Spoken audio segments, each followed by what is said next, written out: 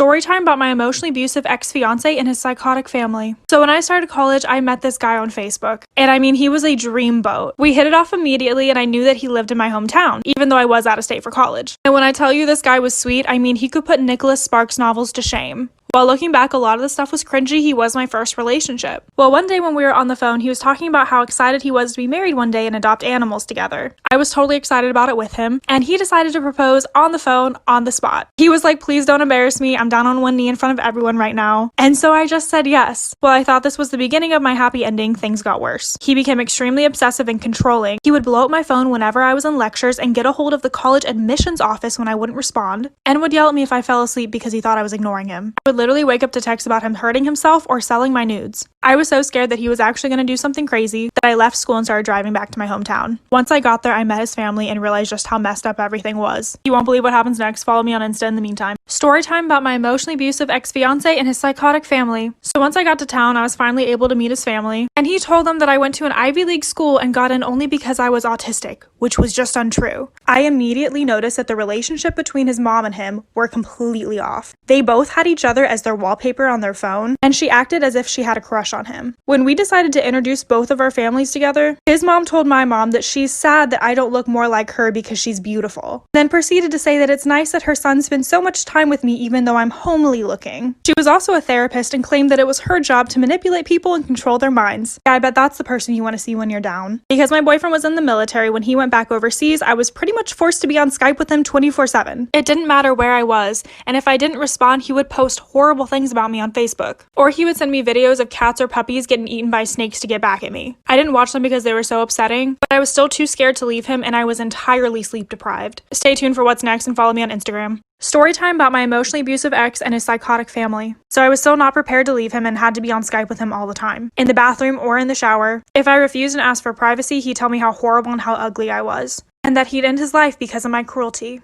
The only time that I didn't have to talk with him was whenever I was hanging out with his mom. And when I did this, she would spend the entire time talking about him. She would tell stories about him and show me pictures, and in the pictures she took of him, he was either shirtless or sleeping. And the weirdest thing is that she said she taught her son how to be a good lover, whatever that means. She would also frequently tell me that I was going to hell for having sex with him, and she only knew this because she would log into his messages and read them. She talked about my body all the time and tried to give me tips so I could be prettier. This went on for months until I eventually made the decision to break up with him, and I had to move in with a friend because he kept sending scary things to my house. He would send stuffed animals with their limbs or head removed. He would also send empty envelopes, probably just trying to get me to come outside. Not long after this, he sent his cousin to try to kidnap me, and he said that he was doing this all in the name of love. Thankfully, this is over now, but if you have a story you want to share, follow me on Insta.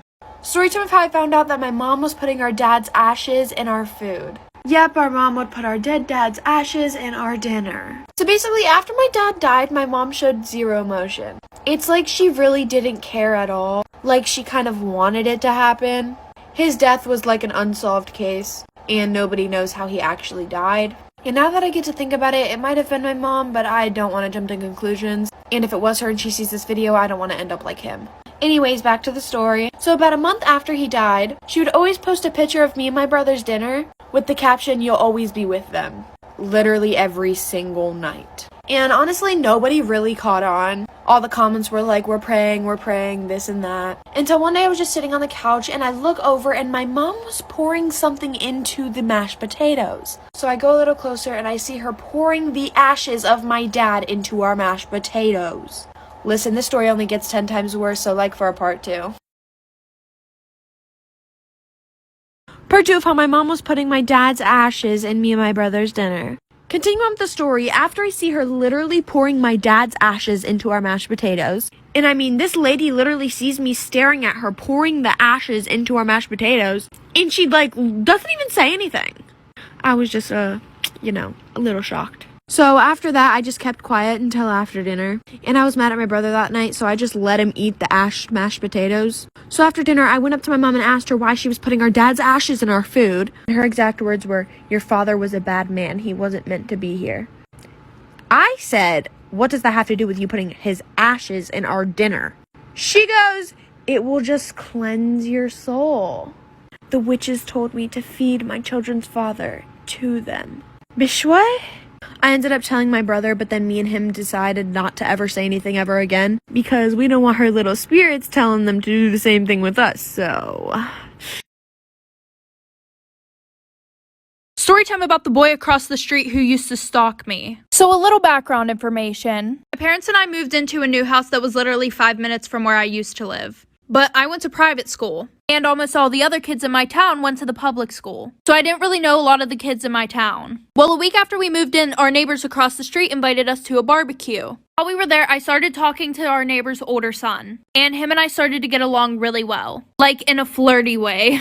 Their older son was a senior, I was a sophomore, and their younger son was a freshman. Well, I kind of talked to the younger son, but he was just like giving me really weird vibes. So for the next few weeks, I started hanging out with their older son a lot, and we would talk all the time. Well, the one day whenever I went over their house, it was super weird. His younger brother kept saying, "Oh, I think I know you from somewhere. Like, I swear I know you." And I'm just like, okay. Well, the one morning I was waiting outside for my mom to pick me up because she worked night shifts and she would just grab me and then take me to my school. And I saw him in his window watching me like for part 2. Part 2 about the boy across the street who used to stalk me. So like I said, I saw him watching me outside his window, but I didn't want to overthink it, so I was just like, no, maybe he's looking at something else. Well, this all started a month after I moved in. Well, it started happening more frequently, so then I told his older brother. We're just gonna call the younger brother Mac.